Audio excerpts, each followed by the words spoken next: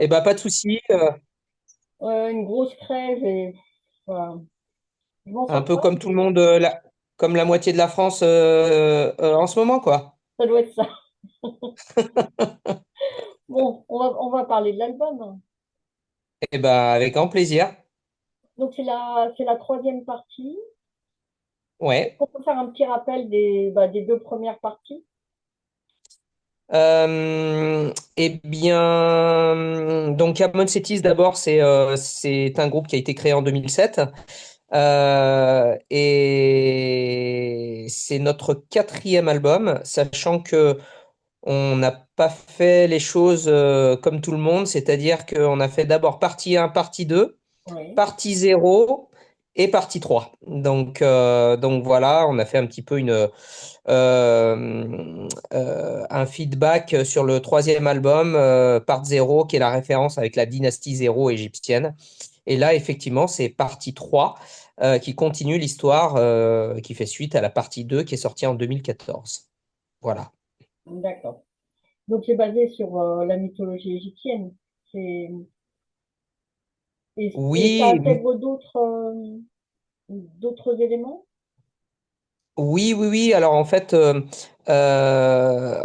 j'ai créé tout un concept sur l'Égypte ancienne qui parle de la fin de la sixième dynastie égyptienne et la septième dynastie égyptienne. Et il y a très peu de traces historiques de cette période. Donc, j'ai écrit en toute modestie ce qui aurait pu se passer, se dérouler pendant cette période sombre de l'histoire. La légende voudrait qu'il y ait eu 70 pharaons en 70 jours. Donc, c'est pour montrer le cataclysme administratif qu'il y avait à cette période. Et donc, vu qu'il y avait très peu de traces historiques, bah, j'ai profité du filon pour écrire tout un concept et un univers. D'accord. Et ça sera la dernière partie ou alors Non, il y a la tu as suite déjà des encore. idées pour une Ouais, suite? ouais, il y a la suite. Là, en fait, on va dire que entre partie 1, partie 2 et partie 0, c'était une trilogie qu'on a mis un peu de côté, elles sont bien complémentaires. Et là, on part sur un nouveau cycle, on va dire. Donc, avec partie 3, partie 4, partie 5. Donc voilà, donc il y a deux histoires au moins qui vont sortir à la suite. Mais avec le même univers. Enfin, le même univers, Tout à fait, ouais. la même base, Ouais, on ouais, va dire, historique. ouais, ouais, on est toujours sur l'Égypte ancienne et sur Amon-Séti, c'est un personnage, un pharaon que j'ai créé. Donc tous les personnages évoluent dans ce concept. Donc ce sera toujours sur l'univers de l'Égypte ancienne, ouais. D'accord. Et qu'est-ce qui te plaît dans Dans tout ça? l'espèce de fascination de... Ouais, bah, ce qu'il faut savoir, c'est que j'ai une maîtrise d'histoire ancienne. D'accord. Donc voilà, donc j'ai toujours été très passionné d'histoire ancienne et d'égyptologie. Et j'ai voulu marier en fait ces deux passions entre l'Égypte et l'Égypte ancienne et la musique et d'écrire des concepts à travers ça. J'ai trouvé que c'était la meilleure manière de fonctionner par rapport à tout ça, quoi. Oui, d'allier les deux passions. Exactement. Et sachant que côté musical, on s'oriente vraiment sur un power prog aux influences orientales, style Mirat, Dream Theater, Symphonix, avec un côté, je dirais, un peu plus cinématographique, épique, qu'on peut retrouver un peu dans Rhapsody of Fire, par exemple. Oui. Donc, Alors, on est des sur un côté exemples cinéma, quoi. j'ai entendu Pardon? Camelot sur certains passages. Ouais, tout à fait, ouais. Ouais, ouais, c'est Camelot, ça fait partie de nos influences aussi, ouais. Tout à fait.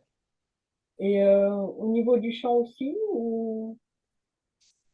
Au niveau du chant, oui, oui, oui, oui, oui. Après, moi, je suis un grand fan de ouais, bah, tout ce qui est Russell Allen, le chanteur de Symphonix, Jordan Day, ouais, James Labrie, ouais, Roy Khan de Camelot, bien sûr. Mm, mm. Evergrey aussi, j'aime beaucoup Tom Englund. Voilà, c'est Ronnie James Dio, gros fan de Ronnie James Dio. Un Donc, classique. un classique, mais très efficace. Oui. Et donc musicalement, comment ça s'est passé la composition? Toi, c'était uniquement les paroles et le reste du groupe s'occupait de... Alors, moi, je suis effectivement, moi, je m'occupe des paroles, du concept, et je suis pas mal sur les arrangements pour que les deux choses euh, s'emboîtent facilement. Après, la manière de composer, on part surtout d'un riff de guitare ou de parties clavier, et après, chacun apporte sa pierre à l'édifice pour pouvoir construire les morceaux. Et effectivement, je suis là pour arranger, on va dire, le mieux possible pour que ça colle à tel univers, de telle chanson et à tel concept. Donc, on est vraiment là-dessus.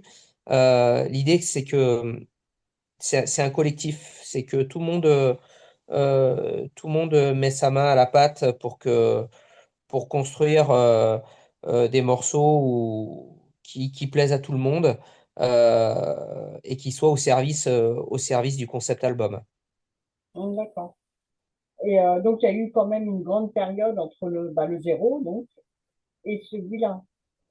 Donc, bon, Oui, après, il y a eu la période Covid, évidemment, bon, qui freine un il y a petit eu la peu période Covid, tout temps. à fait. Et il a fallu ensuite voilà, se remettre à composer. Après, l'album a été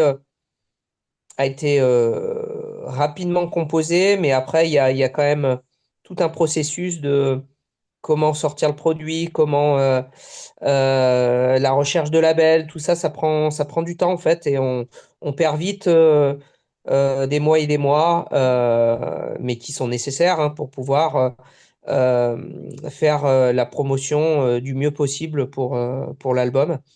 Mais voilà, on est très content du résultat et du produit, même si ça a mis le temps. Mais voilà, on est très content. On a mis moins de temps qu'entre partie 2 et partie zéro. On a mis 6 ans.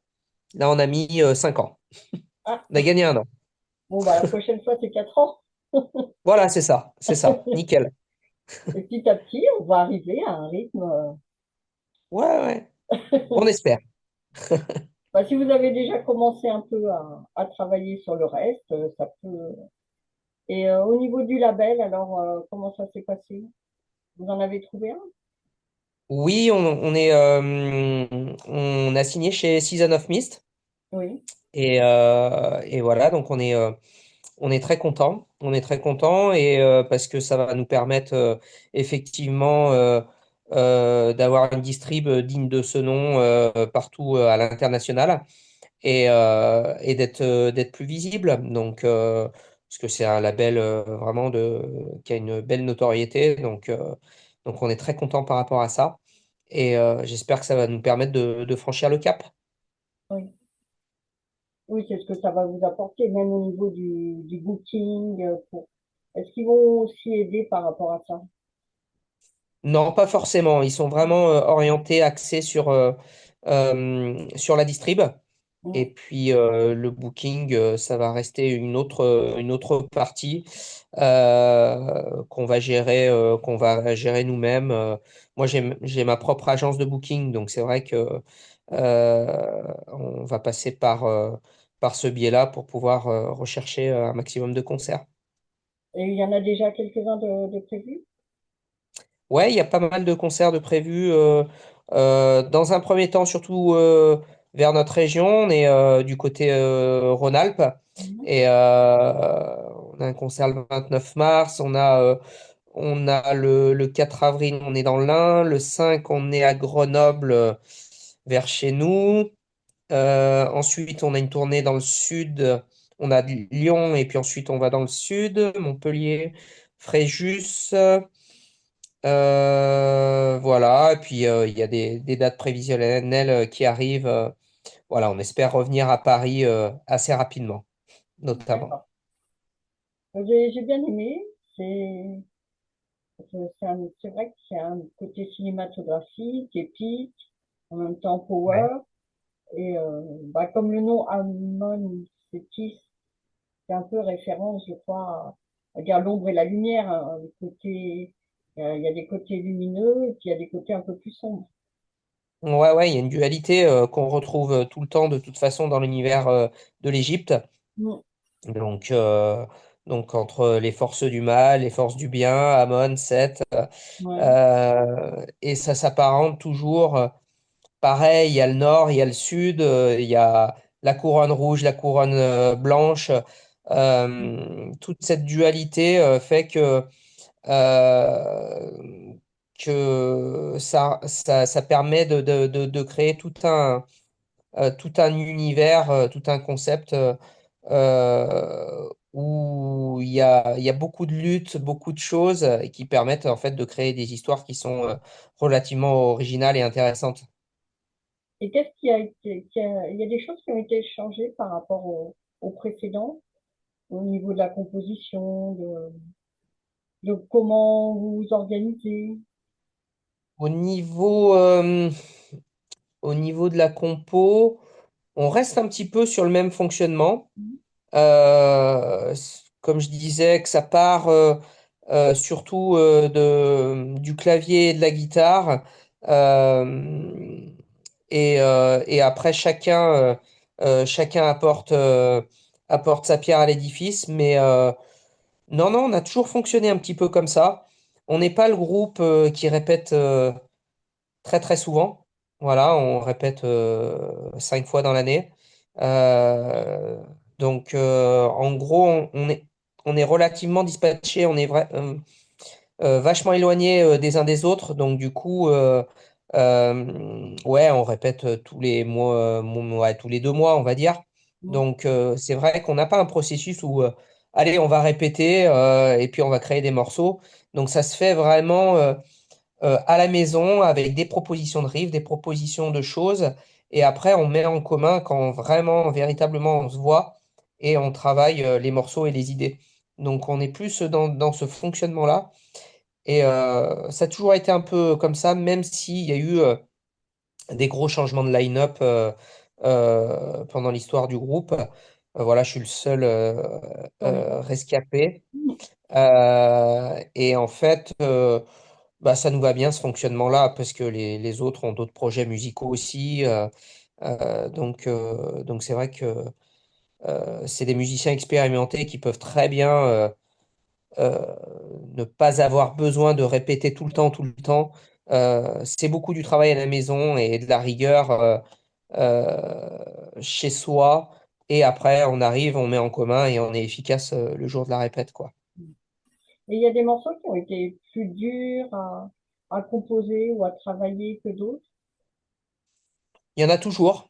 Il y en Ouais. a toujours, forcément. Pour là, l'album, c'est marrant, le,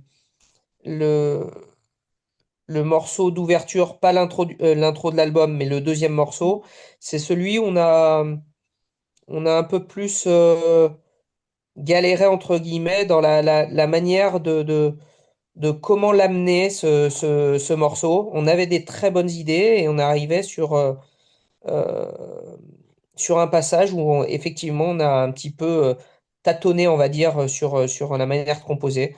C'est marrant, ça on le sait pas à l'avance, c'est-à-dire qu'il y a des titres qui vont aller très très vite, qui vont être composés, ça va être une autoroute, et puis d'autres, on va vraiment galérer pour être efficace. Un morceau comme Lord of the Dark Waters aussi c'est le morceau le plus prog, donc forcément, il a demandé beaucoup plus de travail. Et donc, ça a été moins facile, mais dans tous les cas, quand on a fini de composer, on s'est dit, on est allé le plus loin possible et c'est le mieux qu'on ait pu donner sur ce morceau-là. Et c'est le cas aussi pour Lamentations. Et il y a un titre qui vient de sortir en vidéo aussi. Oui, tout à fait, ouais. At the Et, Threshold of Doom. oui. Et qui a eu les idées pour ce titre? Comment ça s'est... Pourquoi celui-là? Euh, Vous pensiez que c'est, c'était le plus représentatif ou... disons que c'était le plus représentatif et surtout, c'est celui où on voyait vraiment clairement un univers et un côté clip. Mm, Donc, parce qu'on peut très bien avoir un très bon morceau et puis finalement on se dit, ok, c'est un super morceau, mais qu'est-ce qu'on met comme image dessus, quoi? mm, Donc, et en fait, si on galère pour trouver des idées, c'est plus compliqué. Alors que là, en fait, ça coulait de source. On se disait, purée, ce morceau, il est mystérieux. euh, il a une atmosphère vraiment particulière. Et effectivement, bien évidemment, il représente très bien l'album. Mais c'est aussi parce qu'on avait tout de suite des images dans la tête. Et, mm. Il était visuel. ouais, exactement. Et donc du coup, voilà, le côté flamme qu'on utilise notamment en live, avec la torche, avec le fait d'avoir une cape, de naviguer dans un tombeau égyptien sur le clip, bah, tout ça a fait que ça marchait, quoi. Donc, Mm, et on est allé dans ce filon-là. Et on a été vigilant de pas tomber non plus dans le kitsch parce que c'est très facile d'y tomber. Et je pense que là, on a réussi le challenge grâce à Pascal Lemoine. C'est celui qui a réalisé le vidéoclip. Et en fait, il a exactement compris notre univers. L'alchimie a vraiment bien fonctionné entre nous. Et du coup, le clip est ultra bien réussi. Donc, on est très content du morceau et du clip. et la pochette argentée. J'aime bien, c'est ce côté argenté, ça attire bien l'œil en tout cas. Ouais, Euh, ouais, ouais. On est très j'ai un content petit peu de. pensé quand même à Power Slave, mais bon, visuellement un petit peu, légèrement. Ouais, Il y a eu un petit ouais, peu. ouais. Oui. Ouais, ouais, bah forcément, hein, Power Slave, c'est une super référence et un super album et une super pochette. Mm, Mais effectivement, la pochette là, qui a été réalisée par une illustratrice qui s'appelle Dark, enfin son pseudo c'est Dark Chaton, mm. et effectivement elle a vraiment su transcrire exactement notre univers et, euh, et vraiment résumer le concept qui est sur cet album. Donc il y a un morceau qui s'appelle The Red Crown qui parle du pharaon qui tombe en dépression, en décrépitude, parce que sa femme est en fin de vie, donc il est au chevet de sa femme, il fait face à plein de rébellions partout dans le pays, il est envahi de toutes pièces, et en fait il n'arrive pas à faire face, et donc il sombre dans une dépression totale. Et ce qui fait qu'on a ce côté, et on retrouve cette dualité, ce côté humain d'un côté et ce côté squelette. C'est vraiment la double facette du pharaon qui est en train de mourir de l'intérieur, tout simplement.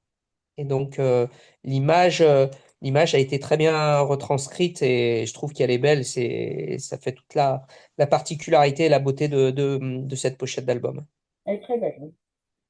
Ouais, ouais, ouais, je trouve aussi. Et comment vous intégrez tout votre univers sur scène? Est-ce que ça va être la même chose qu'avant ou vous avez de nouveaux éléments? on va garder certains éléments qui fonctionnent très bien en live, mais on va essayer d'en apporter des nouveaux. Donc voilà, c'est vrai qu'on a un côté théâtral avec, voilà, j'arrive avec un masque, avec une tenue de scène. On a quelques effets pyrotechniques quand la salle le permet. Voilà, on a pas mal de choses comme ça, des gerbes de flammes. Donc, tout un univers. Là, on est en train de finaliser tous les morceaux qu'on va jouer en live. Et effectivement, on va essayer de plonger le spectateur dans notre univers. Et en fait, tout ce côté théâtral va avec la musique d'Amon Setis. C'est-à-dire que quand on l'écoute, quand on le met sur les plateformes ou en CD, on est emporté par l'univers et le côté épique, cinématographique. En Mhm. live, on essaye d'apporter quelque chose de différent. Donc, on le transporte, l'auditeur et les spectateurs, mais aussi par un visuel. On rajoute ce côté Oui, visuel qui est important. Donc, on a par exemple chacun nos t-shirts qui représentent chaque dieu. Donc, par exemple, la bassiste, c'est la déesse Sekhmet, le batteur, c'est le dieu Horus, etc., etc. Et cetera. Et tout ce côté-là est hyper important pour nous, pour faire vivre le côté live de notre musique. d'accord, oui, d'avoir intégré le panthéon égyptien, enfin une partie. Oui, exactement. D'accord. Exactement. Donc, ça, c'est hyper important pour nous. Et ça fait vraiment notre marque de fabrique. Que les gens, ils ressortent, ils disent, waouh, vous nous avez fait voyager. Vraiment, l'idée, c'est vraiment du voyage musical, Mm. complètement. Là, c'est vrai qu'on peut rapprocher de Miras, un petit Tout à peu, fait. avec leur côté Mm. très, très visuel, hein. Aussi, c'est pareil. Exactement, exactement. Mm. Ouais, ouais. On a eu la chance de partager la scène avec eux plusieurs fois et c'est vrai que ils ont vraiment su développer ce côté-là hein, de plus en plus hein, Mm. ces dernières années, ouais. Et l'année dernière, je les ai vus et c'est vrai que c'est impressionnant sur scène. Voilà, ça donne une autre dimension à la musique, Mm. qui déjà s'y Complètement. prête par le côté oriental, par voilà, le mélange. Mhm, mhm. Ouais, ouais, tout à fait. D'accord. Quelque chose d'autre à rajouter sur l'album? Non, bah écoutez, on est très heureux de sortir cet album qui sort le 21 février sur toutes les plateformes et chez Season of Mist. Vous pouvez d'ores et déjà acheter l'album en précommande via Season of Mist. Donc voilà, on a une édition vinyle, on a une édition CD et on a une édition CD or avec 18 titres, donc au lieu de 10. Donc on a des versions orchestrales qui mettent vraiment en lumière le côté cinématographique et épique avec les orchestrations. Donc, c'est-à-dire qu'il y a des versions sans chant, avec juste des chœurs, en plus de tous les instruments. Donc, Ok. c'est vraiment des morceaux instrumentaux. Et il y a trois versions acoustiques qui sont très intimistes et qui sont vraiment très originales et intéressantes. Donc voilà. Et puis, bah, merci de nous suivre sur les réseaux sociaux. Et puis, on espère vous voir nombreux lors de nos futurs lives en 2025 et 2026. D'accord. Donc ça va s'étaler jusqu'à 2026. Ouais, ouais, ouais, on va essayer de promouvoir un maximum cet album. Et puis voilà, j'espère que on sera présent sur les festivals et sur un maximum de villes partout en France et sur les pays limitrophes. D'accord. Ben, merci beaucoup. Eh ben Ben, merci, j'espère merci vous à toi. retrouver aussi, oui. Donc vers Paris, Paris Ouais, ou dans le coin, ou ouais, peut-être ouais, ouais, pas aussi. on espère venir sur Paris, peut-être à l'automne. D'accord. Donc voilà, potentiellement octobre, c'est bien parti. Donc, euh, Je regarderai ça. donc on espère. Donc on espère te voir et se rencontrer, ce serait Ben, super. avec plaisir. Avec plaisir. Ben, bonne fin de journée. Ouais, merci. C'est quel webzine? Alors, ça s'appelle Inspiration Métal. Ok, ok, ok. De toute Eh ben, façon, ça je marche. donne tout après à Elodie. Eh ben, super. Eh ben, super. Eh ben, merci à toi. Et puis à très bientôt. À très bientôt. Au revoir. Merci. Au revoir. Au revoir.